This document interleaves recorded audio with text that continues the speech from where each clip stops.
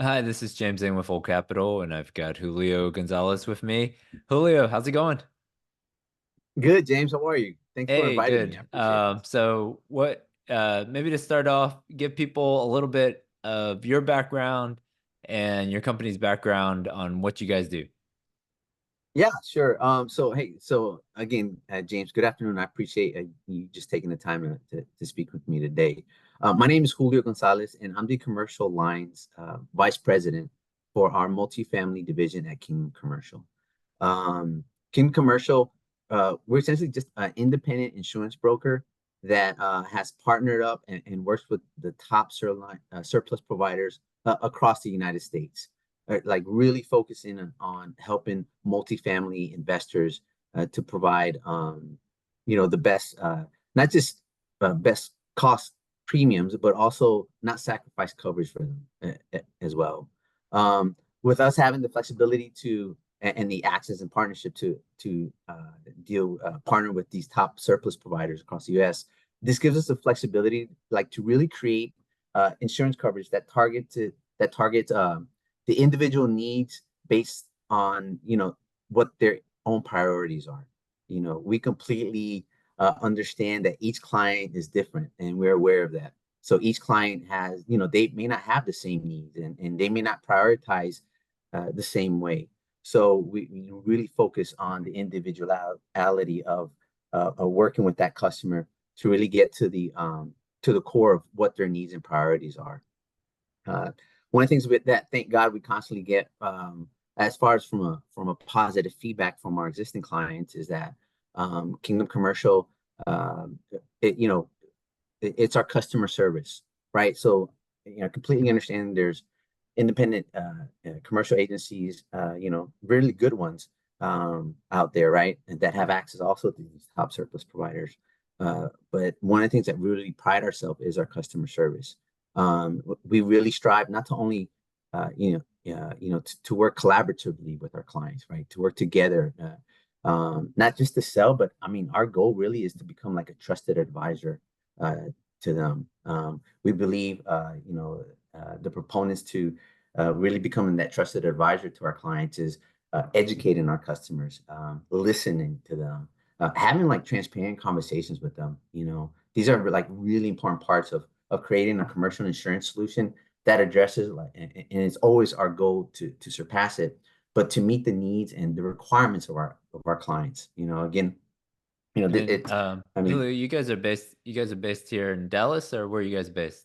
yes, sir. We're based in In Plano, Plano? Texas, sir. Okay. All right. And Yes, sir. then do you do insurance nationwide, or is it more specific to Texas, or where's sort of the markets that you cover? Yeah, so we our primary is Texas and New Mexico. We can also provide coverage in Oklahoma as well. Okay. All Uh, right. So so Texas is sort of like your backyard. This is where you guys live and place a yes, lot of. sir. Okay. All Right. right. And then I guess what are you seeing right now out there, maybe in comparison to, let's say, Dallas versus the coastal markets? What do you, like Houston? What are you seeing in terms of pricing between those two markets right now? Yeah, so honestly, James, there's not even a difference. I mean, in the sense of the cost of your premium, going up. Well, one of the things that we see, whether you're in the Houston area, the coastal area, whether you're in the DFW area, and El Paso area, the Lubbock area, is that we've become so accustomed over the last several years, our 5 to 7% increases that we get, on a premium to match the cost of living type of increase. We've been accustomed to that for several years, but we got really hit hard last year across all of the Texas market, Hmm. where we not only have, I mean, we had increases go up not just 5 7%, but 30 to 45% Hmm. across the board, right?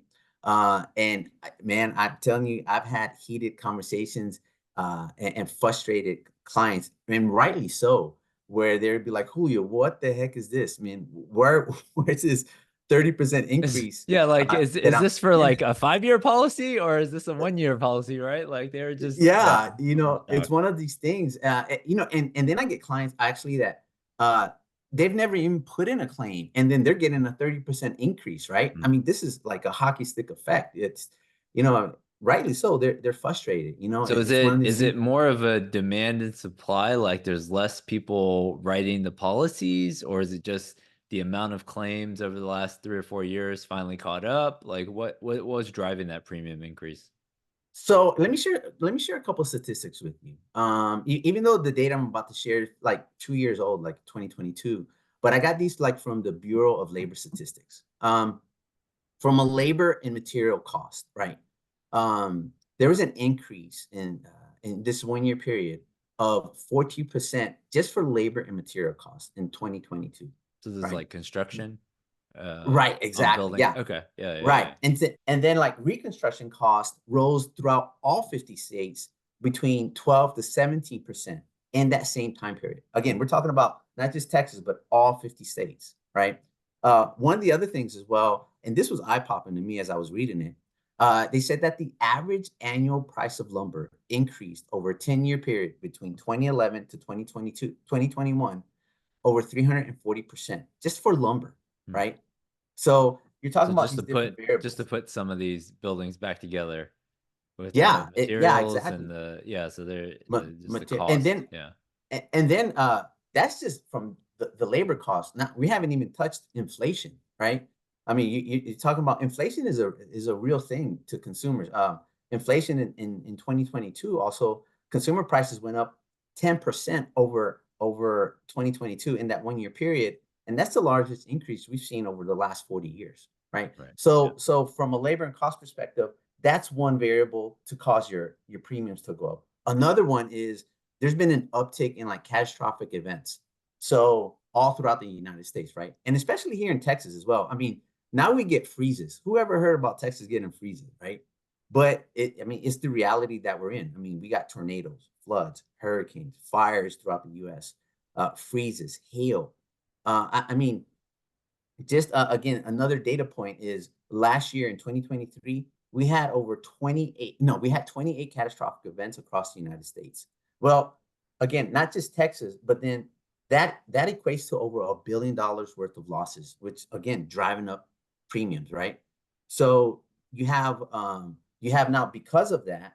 I mean, at the end of the day, too, you have insurance providers that it is a business for them, right? They want to provide coverage, but it's a business to them, and so with these type of losses and claims, I mean, it creates like a market reset, right?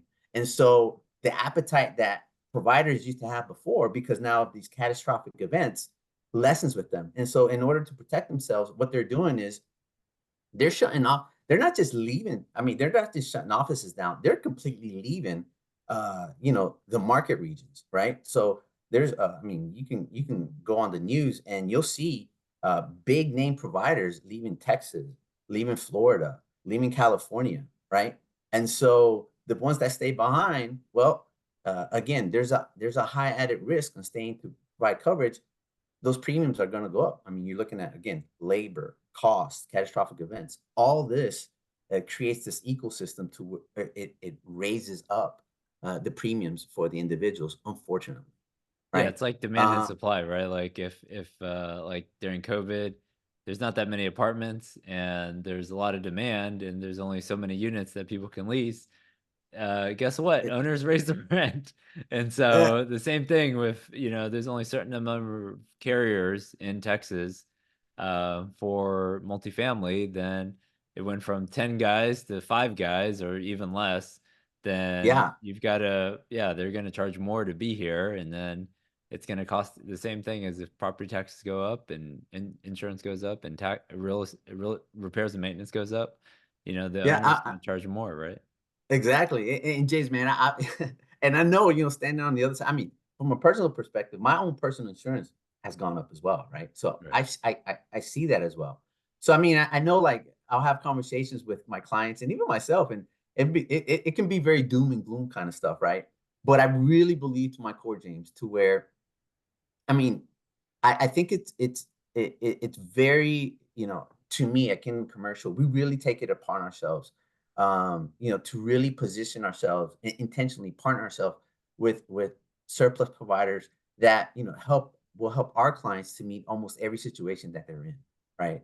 So, we don't have, I think that's the beauty that allows the independents to really give that flexibility to an end client, right? Is that access these type of providers. So, So I think the move, what uh, advice would you give for owners who maybe they have an existing policy um, and it's coming up for renewal, or even somebody who's looking at buying a building?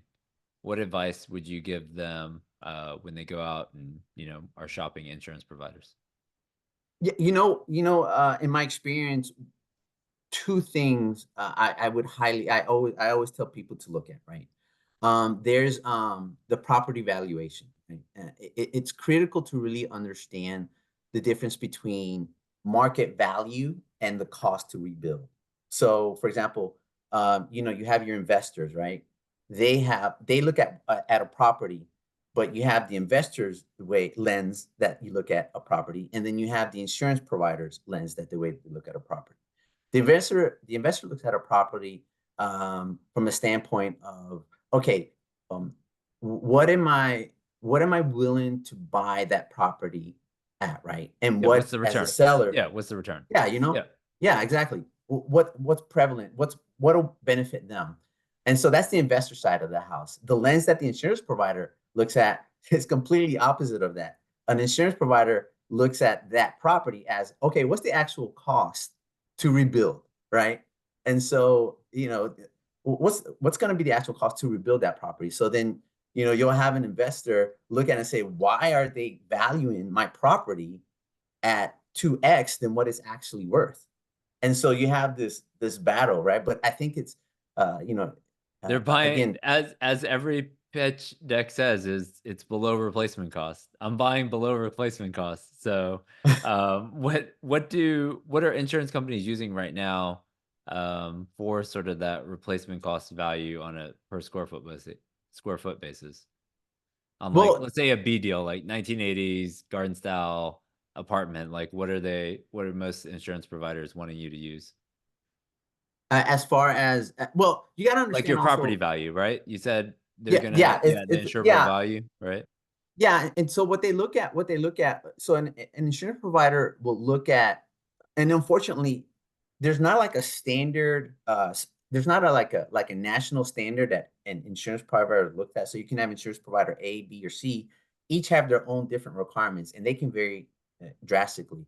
Okay. But one of the things that is a constant is that they'll look at the age of the property.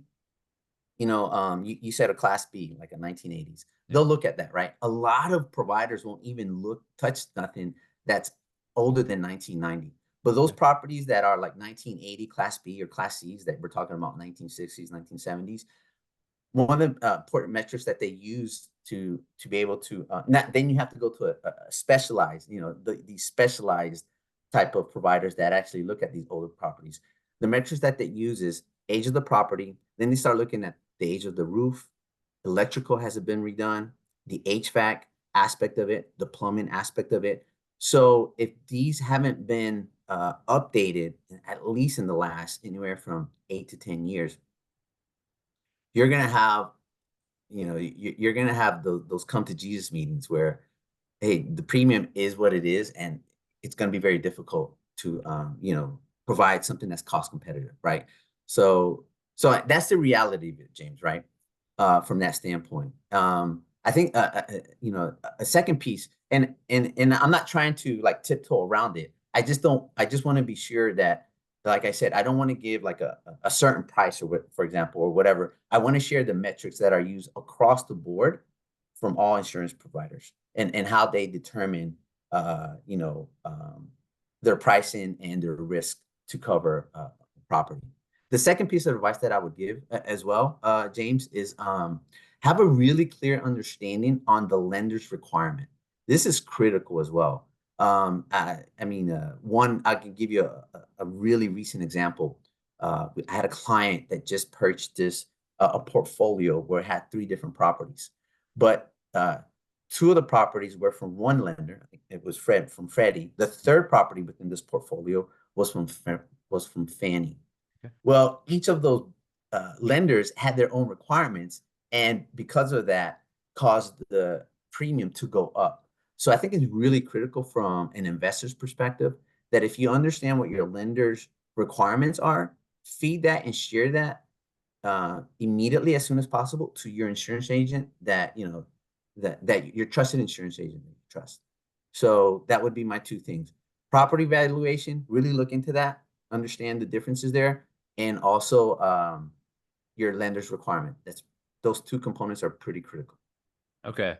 I'm gonna I didn't prepare you for this, so we'll see where this goes.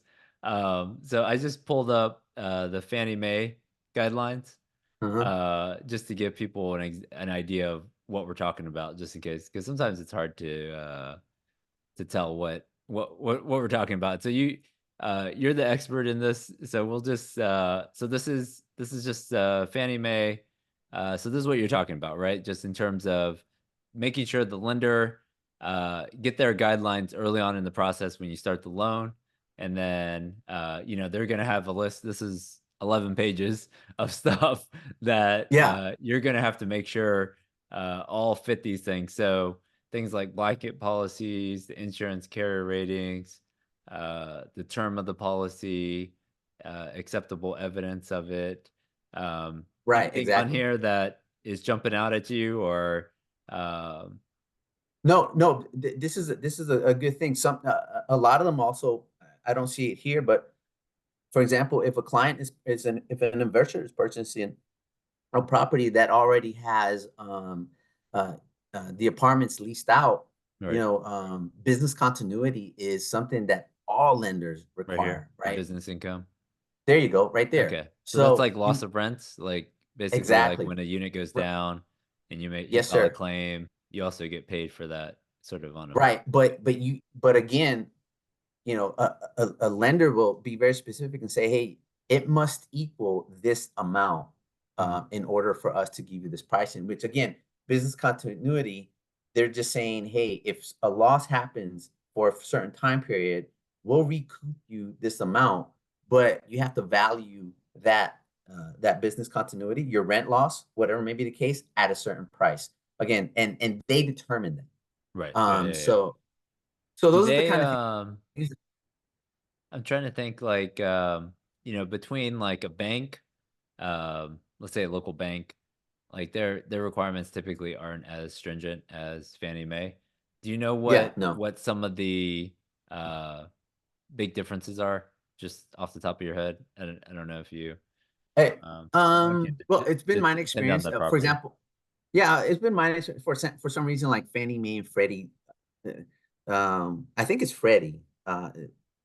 They'll require on certain loans based on the amount, the TCV value of the property. If it's above, for example, like 5 million or 7 million or 10 million, whatever, they'll require something uh, as terrorism Right. coverage, which makes no sense. But you go to a local bank, though, they can waive that. So those are the Yeah. kind of things to really look at. I mean, they can Yeah. be, the local banks are friendlier Yeah. to those kind of amenities, Yeah, I to where mean they're not the very local bank stringent. is putting the loan on their balance sheet, and they're usually familiar with, the local area, whereas, somebody wrote the rules on Fannie Mae in New York, and it's just that's across. All right, we're doing that for the entire US, doesn't matter, and so everyone just has to comply with those Yeah. rules. So, So it can be a so challenge, yeah. those are the kind of things, James, Right. that I've seen.